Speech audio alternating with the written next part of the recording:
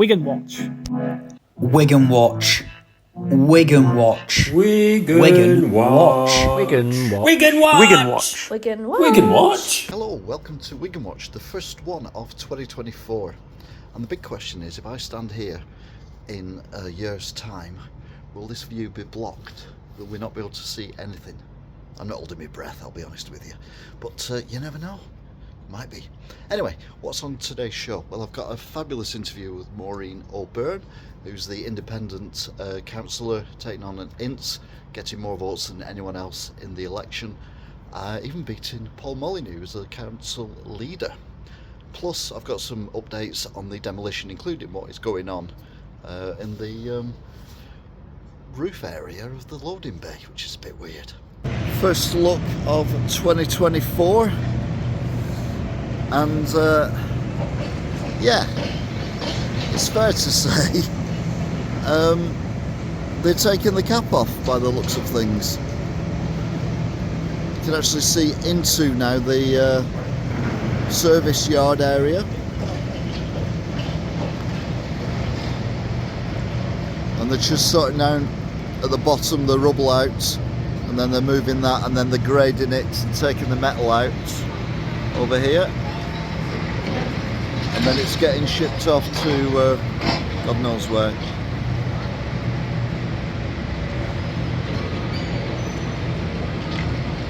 But yeah, it's getting quite a big haul, that, isn't it? It's Friday. Looks like the long reach has gone. Oh no, it hasn't. The long reach equipment is there ready to go. It's all been put in its little frames to be transported, but they are still digging the holes in the base, and I've no idea why. They've done it here and they're doing it there, a bit further down, nearer where Morrison's was. It's very peculiar. Monday the 8th of January. Where my old shop was.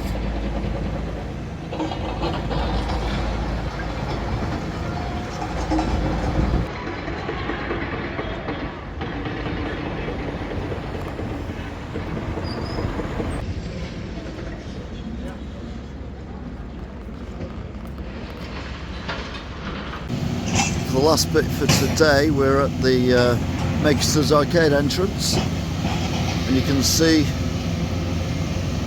the hall is pretty massive now,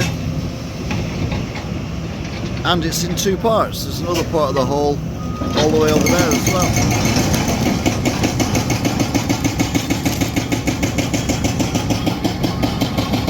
Wednesday the 10th of January, and they are looks like they're digging for gold at this side, and the hole is definitely getting bigger over there as well. So what the hell is going on? I thought the demolition was finished.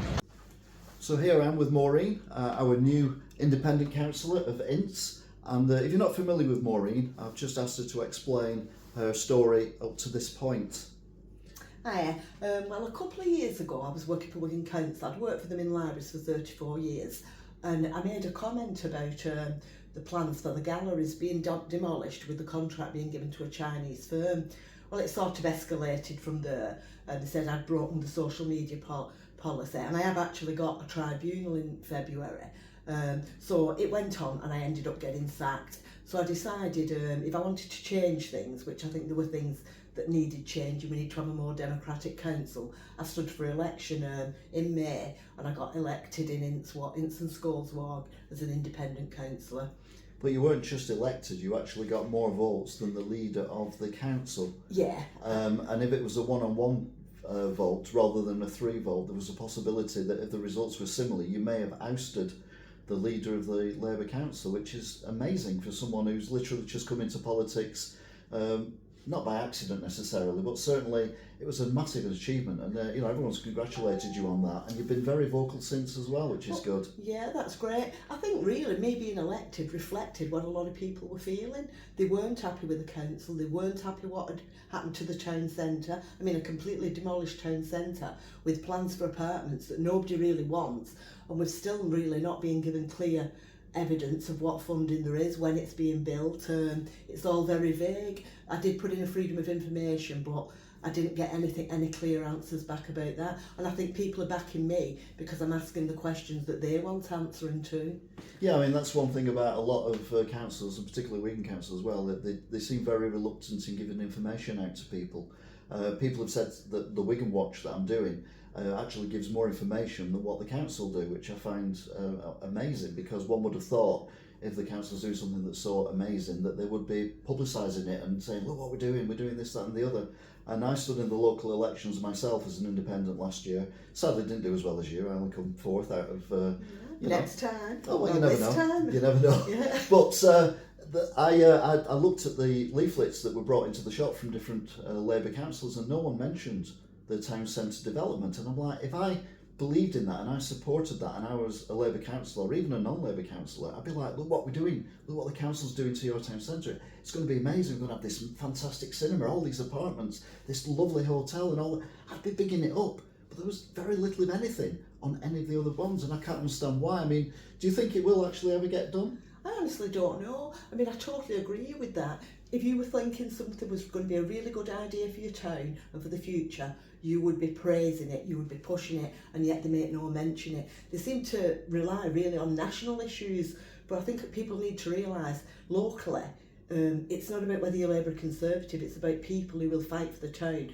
and listen to the people of that town and, you know, implement what they actually want. I mean, with the galleries, they do the consultations, but the questions are very leading and very vague. So they may say, oh, do you want a vibrant town centre? Well, everybody says yeah, but there were never any specifics, and I still don't think we're given the complete specifics about what they have planned.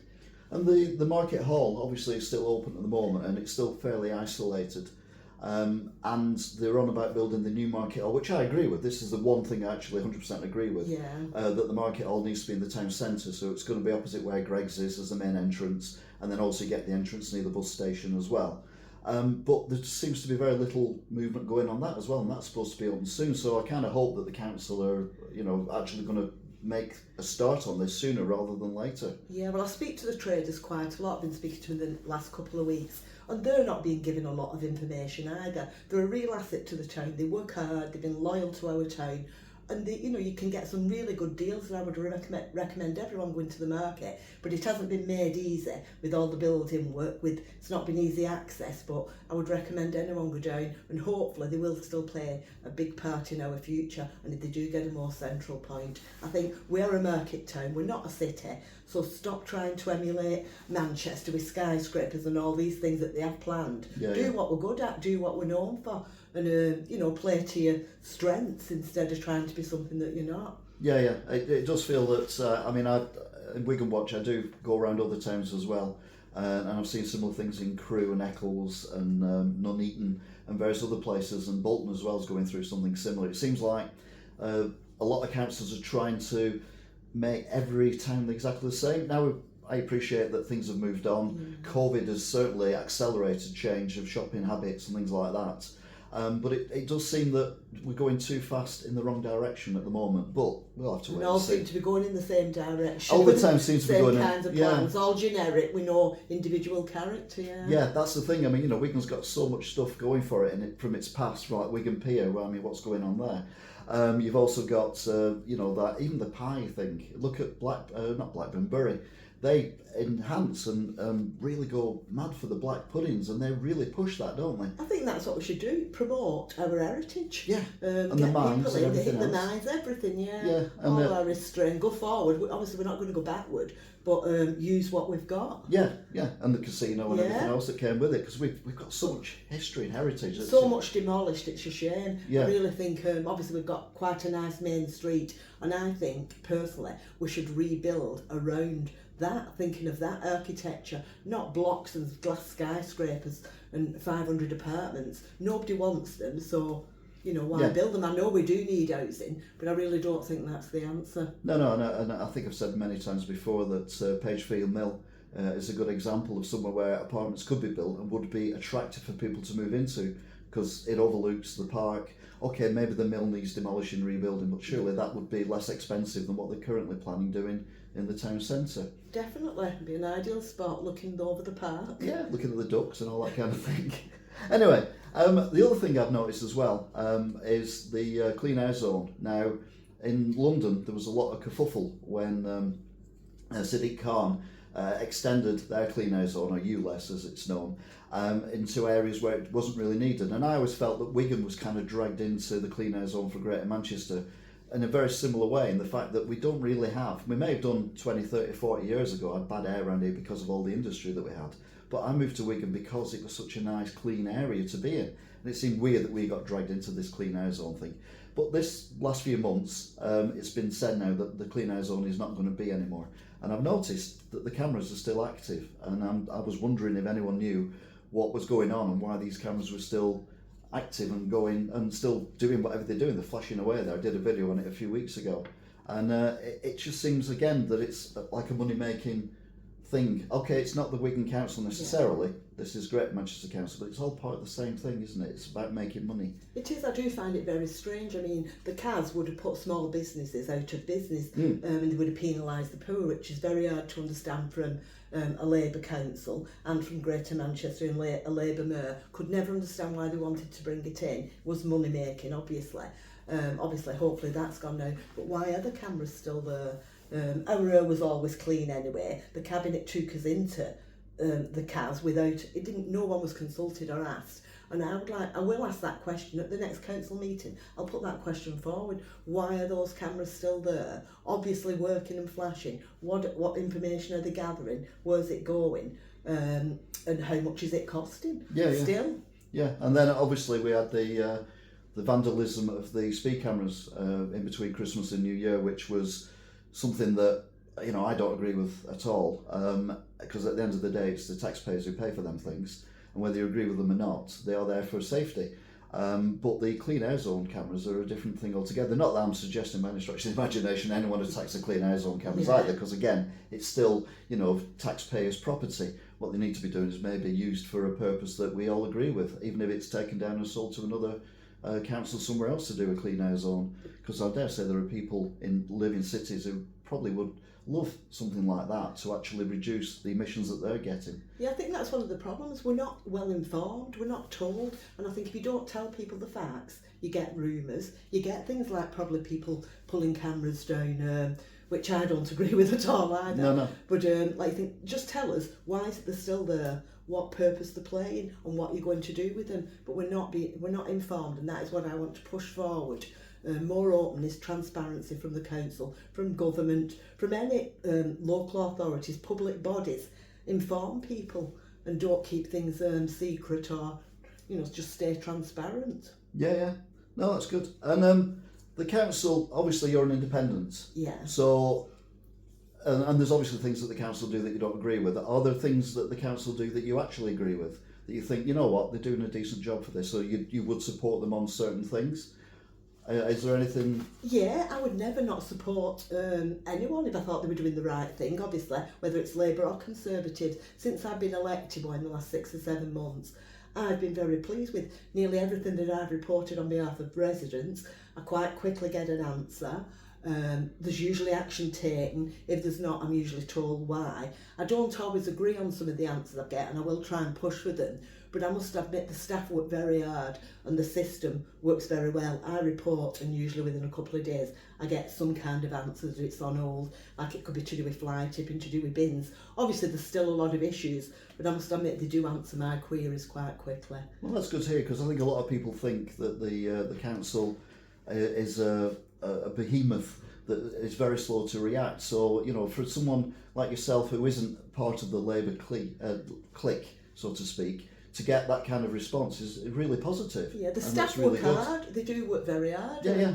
To answer people's queries. But there's massive issues like around housing that they can't always implement because it's bigger than us. We do need more social housing. We need more genuinely affordable housing, you know, that people who are not on. There's a lot of building going on all around the outskirts, but people can't afford like often over £200,000 houses. We need some better, cheaper houses for people to buy. There is a real crisis, that's what I've found, and I do think the council and the government need to address that. Yeah, I mean, I'm not overly familiar with the building work going on in Ince. I'm more familiar with the ones around here. Yeah. And in the recent years, we've had a lot of building on Frog Lane, all the way down to Martland Mill, basically. We've had flats and apartments, things like that. And they look fairly reasonable houses, but then you look at the vehicles on the drives when you go past, and the Range Rovers and Audis and things like that, and you're like, where are the houses for the people like, you know, me and you, who need, or our family, our children, our grandchildren? Where are the houses that they can afford? And it's a national issue as well, but I think if we can push it locally, you know, if someone's allowed to build X number of houses, then maybe they wouldn't want to build social housing on the same plot, because obviously that would devalue maybe the houses that they're trying to sell at high price, but maybe give them another area where they could build houses that are just specifically for local people. And, you know, maybe people who, I don't know whether it's working out, people who went to primary school, regardless of race, religion, but if you went to primary school in the area, then you're entitled to get one of these houses when you're, you know, 18 or 20. That's a good idea. People are having to move away from families. People have been moved into hotels, into hostels. A lot of houses have been converted to HMOs, which does take family homes off the market. I think the council do need to have a complete overhaul of the housing system in do something all over radical. Wigan. Yeah, something radical and quickly. Yeah. The other thing as well is, you know, I run a small business, and again, it's more of a national thing, but I think local councils get involved as well, and that's things like the business rates and stuff like that. And you look at the amount of business rates that businesses, small businesses, pubs, restaurants, things like that, bearing in mind as well the cost of electricity and gas now. And if you work in a restaurant, then you've got to have the ovens on, bakers, you know, there's lots of pie shops around, and no pun intended.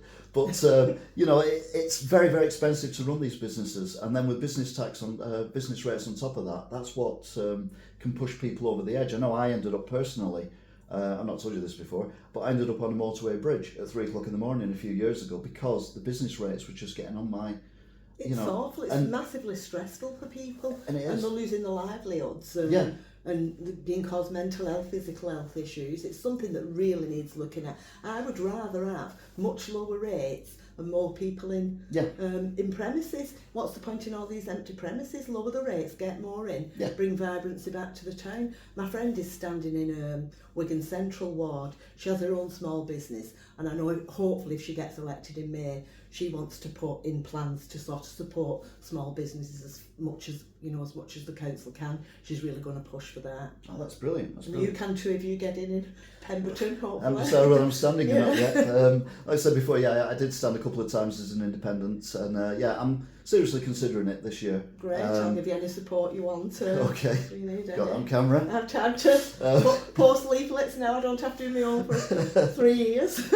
Oh no, that's the amazing thing you've got in. You know, you've done so well. Yeah. And were you surprised at the result? I thought I might get in. I thought I might just scrape in, but I was stunned to find that I got more votes than the other 3 candidates and more votes than the leader. Yeah, I mean that was an achievement. I mean, I was there, and I come over and congratulated you straight away, pretty much. Well, there is another independent standing in Ince and Scoles Ward this year, Tony White. So I would recommend anyone to vote for him. He's very down to earth, very hands-on and practical, and listen to people. So I think we do need more independence in. I think it'll make the council more balanced, more accountable, and probably work harder and listen to people as well.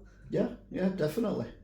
Anyway, I think that's it. Unless there's anything else you want to talk about. No, that's great, Tony. I'm really, just to say, I am really enjoying it. I'm working hard, meeting lots of really nice people, and it is a sense of satisfaction when you feel like you've helped somebody. I've got to say, I remember seeing you on the news a couple of times recently, particularly over Killycoat, and what was going on there with the migrants and everything. And I agree 100% what you were doing and what you were saying for that, because the way I look at it is we don't know who these people are, and we're allowing them okay, we may not be able to send them back to France, which I think we should be able to do because it was the last safe country that they came from. Yeah. And we've got an agreement with France to pay them money to stop these boats coming over, and they're obviously failing. We had the tragedy recently as well where 5 migrants lost their life trying to come over, which is horrific. We need to sort out a way that people who genuinely can come over safely. Rather than risking their life. Totally agree. You cannot just let hundreds and hundreds of young men come into your country illegally day after day. It's not sustainable. We don't know who they are. They could be rapists, paedophiles, they could be terrorists.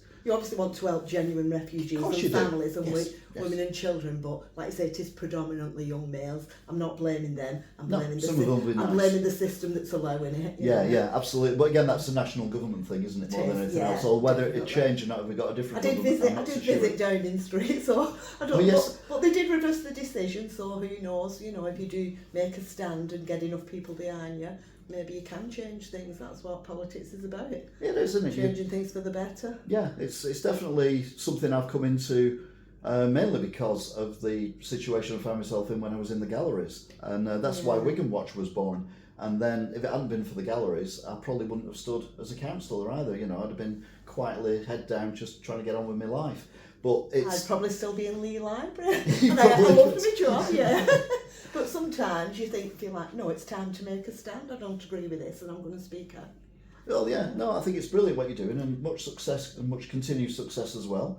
And let's see if we can make a change together. Thank you. You too, Tony. Thanks you very much. Thanks for letting me onto your blog. No, it's my first ever interview as well, so is it? I've really enjoyed it. Well done then. Thank you. Thanks very much. So there you go then. Thank you for Maureen for having a chat. More of a chat than an interview, I think, but it was very enlightening, and it'd be really nice to have someone else coming to have a chat. So if you're Conservative, Lib Dems, another independent, or even a Labour councillor, why don't you come and have a chat with me? Do it in one take, won't do any edits, won't make any comments, just get your point across, because isn't that what free speech is about? Isn't that what democracy is about? Anyway, behind me is the site for the new market hall. Nothing's going on at the minute, but hopefully this will be near enough finished by this time next year. Let's find out, shall we? In a year's time. So that's it for this Wigan Watch. Thank you very much for watching, if indeed you still are, and we'll see you all again next time. Don't forget, I'm not going to do these every week or anything, because building work is a lot slower than demolition work, so we'll just have to wait and see what happens, and then I will do some more. But if you want to be on here, then give me a shout, come and see me in the shop, and we'll sort something out. Till next time, thank you for watching, and thank you for your support, and welcome to 2024. Goodbye. Wigan Watch. Wigan Watch. Wigan Watch. Wigan Watch. Wigan Watch. Wigan Watch. Wigan Watch. Wigan Watch. Wigan Watch.